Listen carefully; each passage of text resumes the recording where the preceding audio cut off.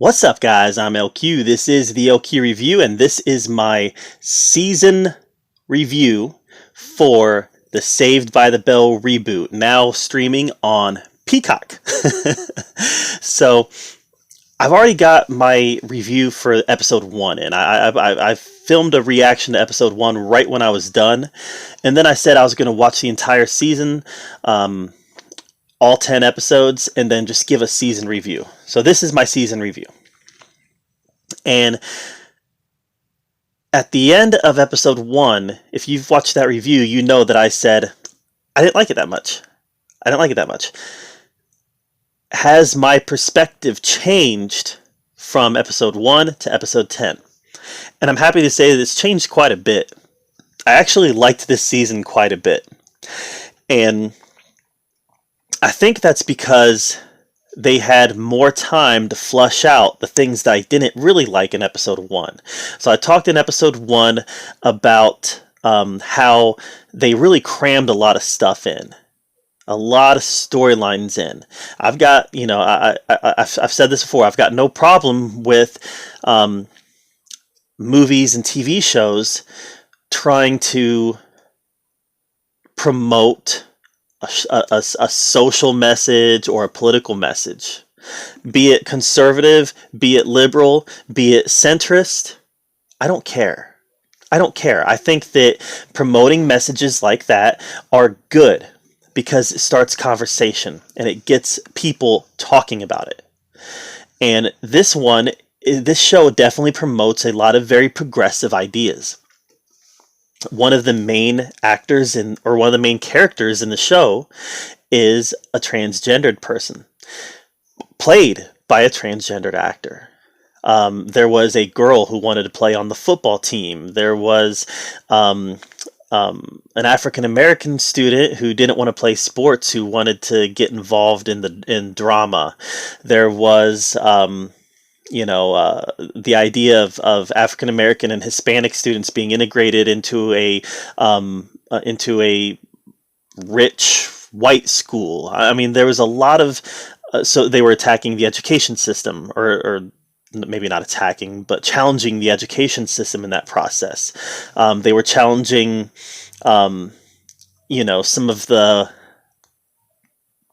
some of the racial ways that good-intentioned white people can have when trying to attack or trying to combat racism. White people can be unintentionally racist when they're trying to do good things, and that's another thing that they talked about in this series. This series really tried to bring to light a lot of the issues that are in society today. And I took issue with it in the first episode. I took issue with it because I felt that in 10 episodes, they were not going to be able to adequately address all of these issues.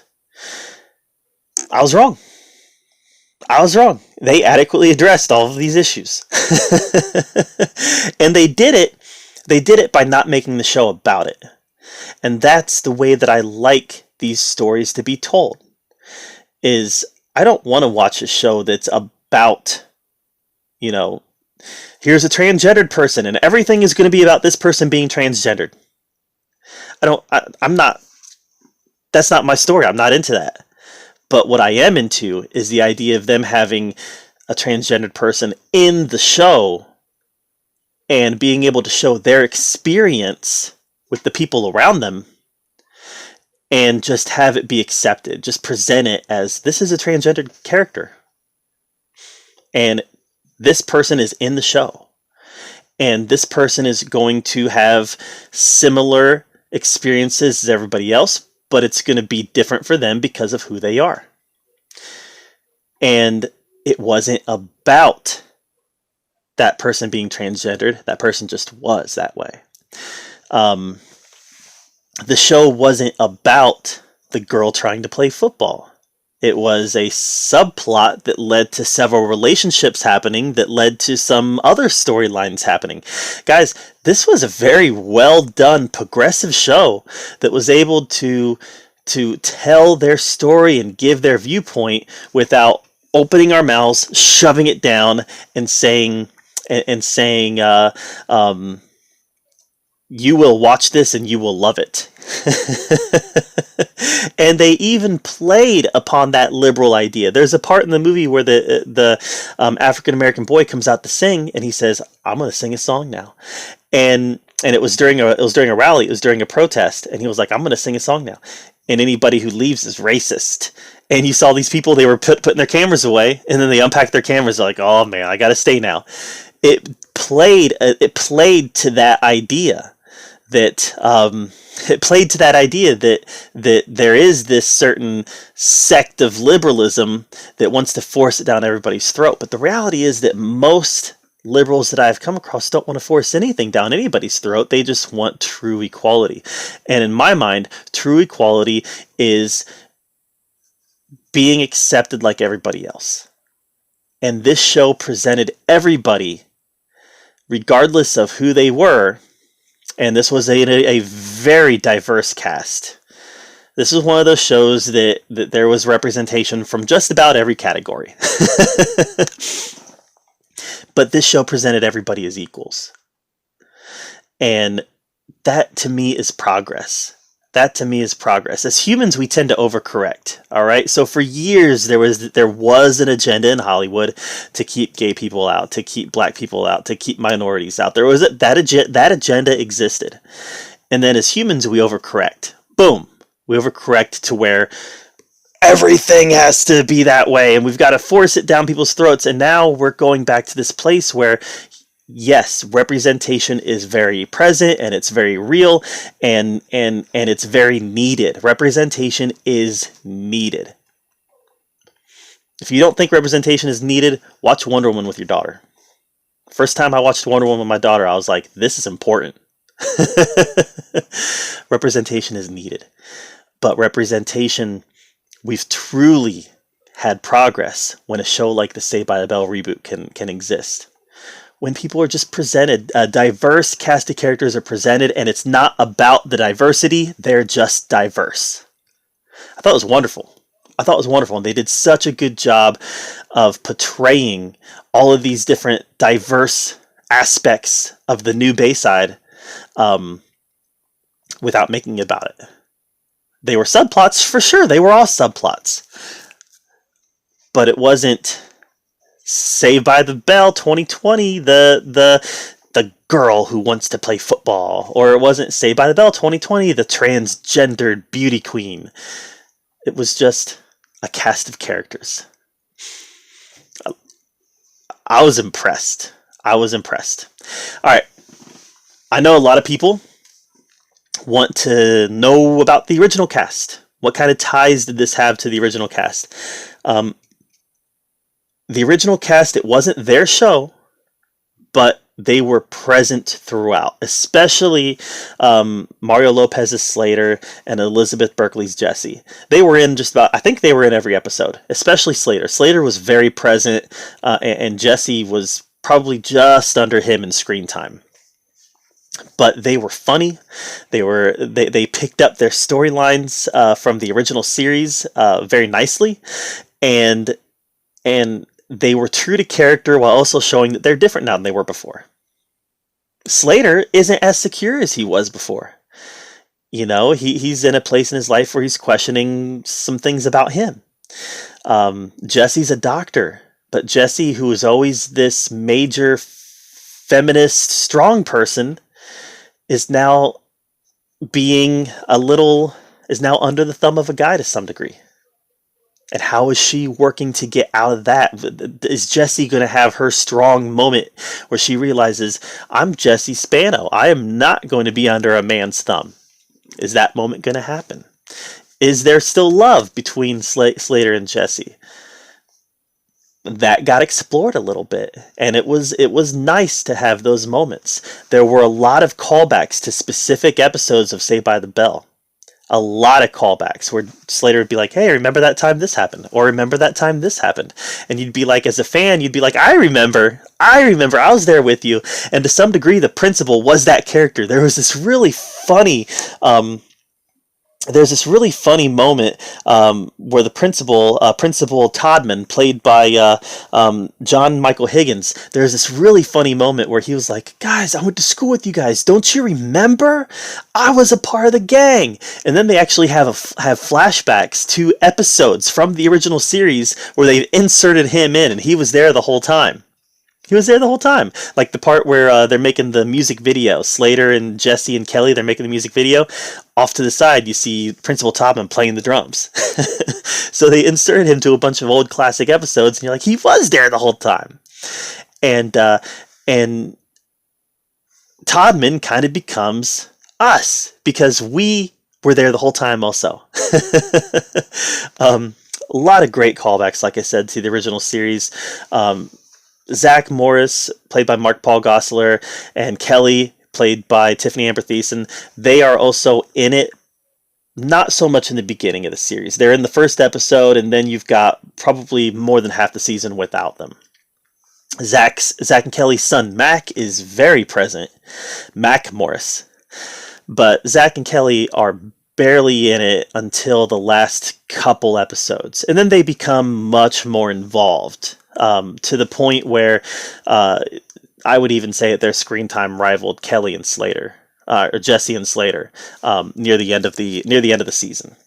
Especially during the homecoming dance, all four of them are there, and during the protest at the end, all four of them are there again.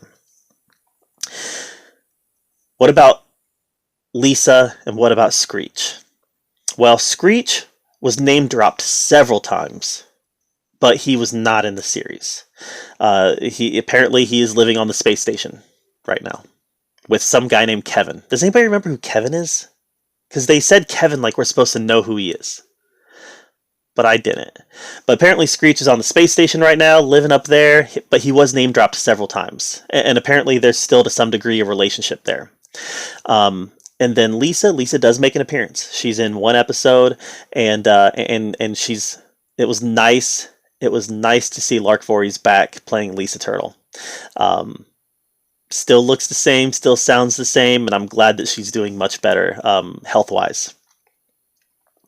But as far as the originals was concerned, it really was Kelly, Zach, Slater, and Jesse. They carried the majority of those nostalgic moments.